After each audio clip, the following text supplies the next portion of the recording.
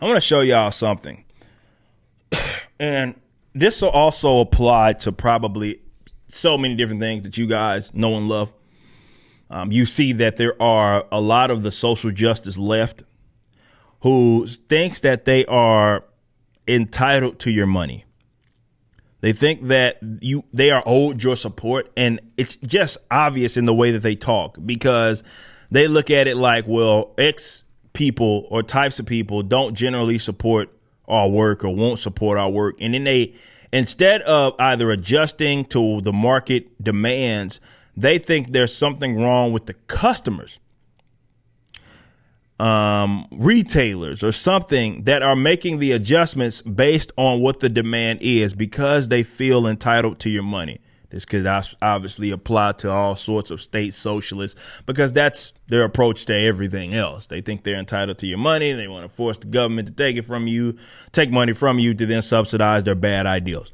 That's just par for the course for them. But here's another example with Shang-Chi. Shang-Chi, just to give some backstory, is looking like it might be an absolute failure. Now, I'm not saying failure in terms of the movie being bad. I'm saying in terms of box office response, at minimum in context to the rest of the Marvel Cinematic Universe. We talked about it yesterday. A lot of the box office projections are looking at Shang-Chi as if it's going to be the worst ever like Marvel Cinematic Universe movie in terms of box office performance. Now, Disney and the actor that is playing Shang-Chi is like, their promotional tour is the complete opposite of what it should have been, right? See, the actor, for example, did not sell this movie. And, you know, they're all locked in with each other in terms of how they market this. See, he didn't sell the movie based on, hey, I'm going to embody who Shang-Chi was in the comic book. So comic book fans are going to be enthusiastic about it. And this is also something for everybody that may be fans of the Marvel Cinematic Universe. Cinematic University, it'll be a good movie for you guys to see, and it'll be cool, and it'll maybe a off-brand for what you generally expect from the Marvel Cinematic Universe, but it'll be good. See, they didn't sell it based on that. Instead, he couldn't keep his mouth shut about, okay, look at me, I'm Asian American, as if he's the first fucking Asian American that we've seen in a martial arts movie. But going back to my original point, here's a TikTok. Remember, all the stupid people are on TikTok, and they're looking at.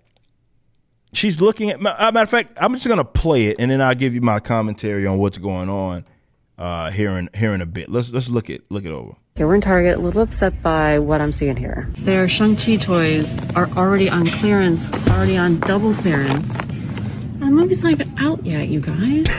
Also, that's super cool. I don't know, these toys look super cool. What are we doing in the clearance section? Can we give the movie a chance, maybe? Ugh. Not impressed, Target. So obviously she's blaming Target. So she's blaming Target for Target basically saying, goddamn, we can't sell these goddamn things, man. So please buy it and we'll make it for basically under $10, right? Look, again, like I said, people thinking that they're entitled to your money. She's saying, hey guys, give the movie's not even out. That tells you more than what you need to. That tells you more than what you need to know, because that's explaining to you double clearance. When they put it on clearance and the clearance item couldn't sell, so they put the bitch on clearance squared.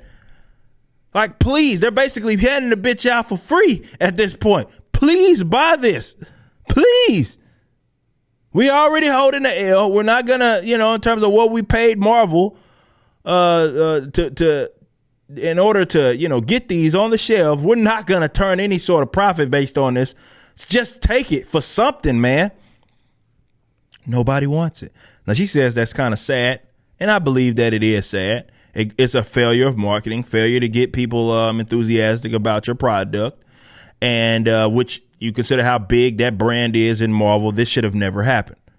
But it ain't about, okay, you guys giving it a chance. It's again, the audience has decided that that's not something they're going to be stoked. Maybe people that, Google normies and cosplayers and those weirdos that make stand accounts on Twitter, You're finding, and the Marvel Cinematic Universe is finding this out, and may find out the very harsh way, that is a very unreliable audience. They're flaky, man.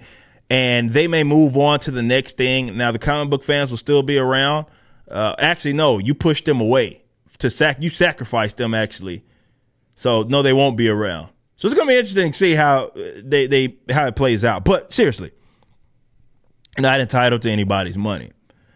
It's not on, like, see, this is what happens. And you've heard me talk about this among my YouTube colleagues, like be it Neurotic or Ass from Hill versus Babyface. Him and I have talked about this before.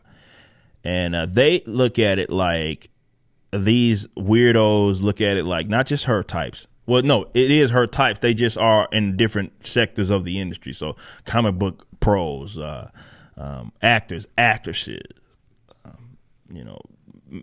Access Media, all these guys feel as if the audience must prove something to the company, right? It's like you have to prove to yourself that you're worthy of supporting my work. That's how they look at it, which is why it's so strange for this person to see Shang-Chi, which is supposed to be, oh my God, look at all the Asians and the protagonists and all the Asian kids will finally see themselves. That's what they sold the movie on.